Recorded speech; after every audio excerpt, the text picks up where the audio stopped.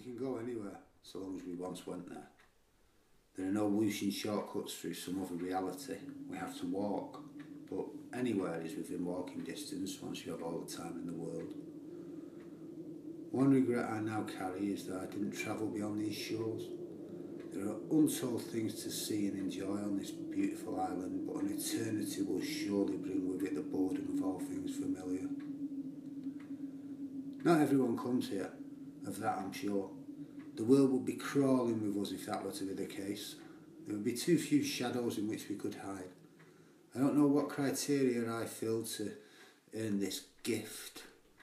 Others like me are kind, others twisted, some pious, some godless.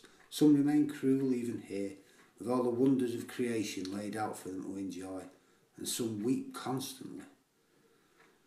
I know their stories and I can find no correlation. It's hard to believe it might be serendipity, my awakening from life in this magical manner. One day it may all become clear. Misery loves company, it's true. It loves the company of those like myself.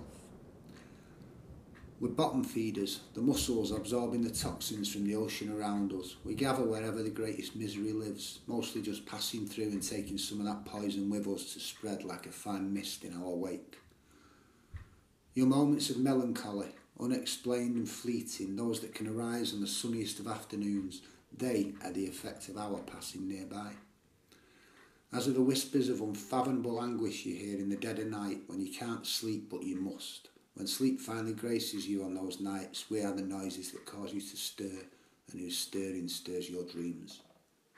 We are the fingers brushing the back of your arm that raise goosebumps. We are the sighs you sigh for no reason. And we are they who bring the tears you cry for those that passed. You need we. I'd never appreciated a dawn until I'd appreciated one with eyes that were something other than tired. Every morning a different display, a celestial soap opera that always leaves you with a cliffhanger and has you longing to see the next episode straight away. The spectacles and the period in between them has seemed to pass more quickly over the decades. I suppose it's all a matter of perspective. I worry what will happen when you've all gone. It's bound to happen one day. Will I carry on, watching nature reclaim that which we have spoiled? Will I watch the earth shrug its shoulders at the loss and carry on creating? Will I see the next stage, the rise of the insects? Will they make a better hash of it than humanity or dinosaur did? But it won't stop there. What happens when, in 1 billion or 2 years' time, the sun swells and engulfs the solar system, obliterating all it contains in a fiery furnace? Will I prevail? Will I welcome the sensation, or will I suffer? Will the suffering last? What comes next? I wish I knew. It was one thing to be scared of death. It's another to be scared of no end. I saw another like me recently. We stood in the shadow and stared into each other's eyes. She'd been free of her earthly shackles far longer than I, judging by the dress she wore, and she was so beautiful. We stood right beside the bed and watched the couple sleep and drank deep from their sorrow. The woman in the bed had a sorrow that was sweet, that was righteous. His, not so. His sorrow came from a longing for another. Still he ate at the table with her. Still he subjected her to sweaty and thankfully brief sexual encounters, and still he possessed her. But his love, for there had truly been love once, had long since withered. Her sorrow was because she knew. It didn't seem fair. We fed, the beautiful woman and I, on both servings. We spread the misery through the streets and we returned night after night, never speaking but both judging the situation in the same way. We tormented that man. He began to beat her and her suffering was intense. She should have left but she didn't. She should have fled this man but she hadn't.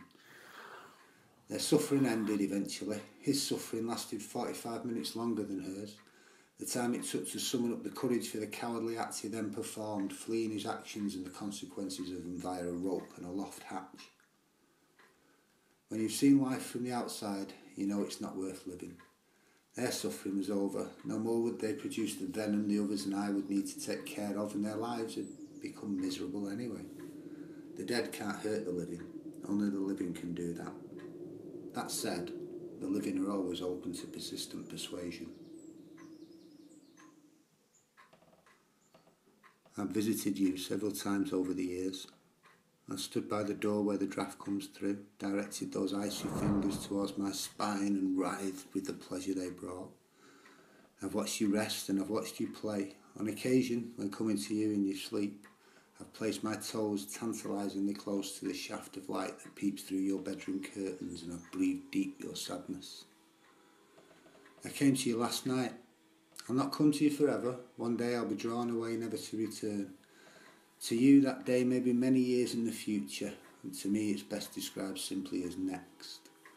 Until then, I'll recycle your misery, spread it in less toxic quantities throughout the lives of others like a worm redistributes the nutrients in the soil. So long as you don't upset me. Those that I've seen cause suffering, not in an effort to earn their own, which would be selfish enough, but rather to ensure they weren't the only ones to suffer, they upset me greatly.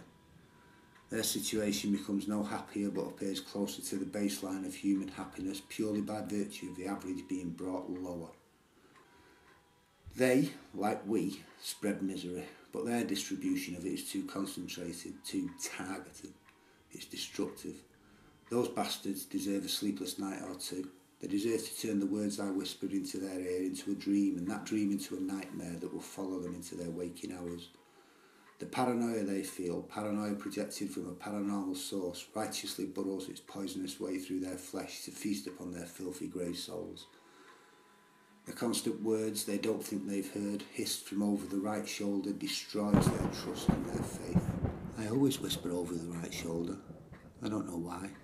I think I just like the way we look in the mirror. Eventually, those that attract my attention find loneliness. Those, the cruel, are so weak when alone, they don't take much further encouragement once they're rendered without the strength of others.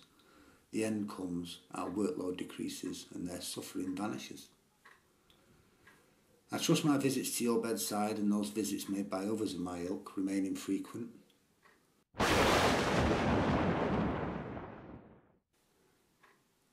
Only the wicked should have the torment of their ghosts until the day